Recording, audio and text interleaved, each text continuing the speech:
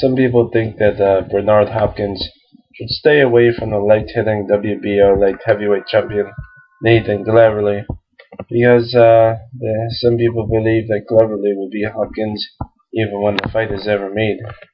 So, thing is, some people are saying, if I was Hopkins, I wouldn't take that fight. If Hopkins feels he could beat the Washman, then good on him. But, in many people's opinions, Cleverly is too busy and too fast for Hopkins. And just look at how Joe Kazage beat Hopkins. Cleverly would be similar. His work rate would be too high. Now, some people, some people agree with that, and some people totally disagree. People think Cleverly is very slow, weak, sloppy, and wild, and some people,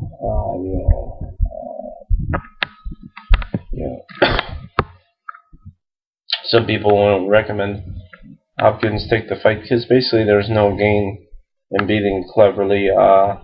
He has no real fan base in the U.S.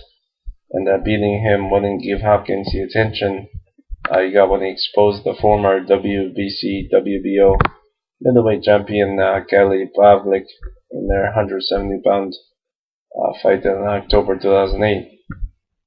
Beating Pavlik got Hopkins some attention because Pavlik was well known in the United States. Beating Cleverly, won't get Hopkins much of anything because the guy's an unknown in the U.S., so he might as well be closing his eyes and selecting anyone in the light heavyweight division, as the attention Hopkins would get from that fight would likely be identical to a fight for Cleverly.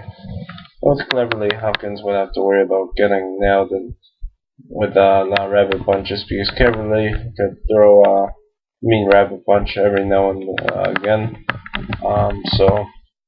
Those rabbit shots Cleverly was nailing that second-tier fighter Sean Hawk last September, not September, it was in November, were good enough to put, basically in a book of how to illustrate a rabbit shot. So, the only thing that would be, I guess, missing, if I'll go with it, with the referee taking a point away for the illegal punch. Some people think Hopkins would be safer, go with someone with a more traditional style of fighting, like a WBA light heavyweight champion by about Shumenhof. So some people think that would be a good fight for Hopkins, and so Hopkins. Some people think Hopkins should face Gennady Golovkin because he's unbeaten, powerful, and he's well known among American casual boxing fans due to his fights being televised on cable in the U.S.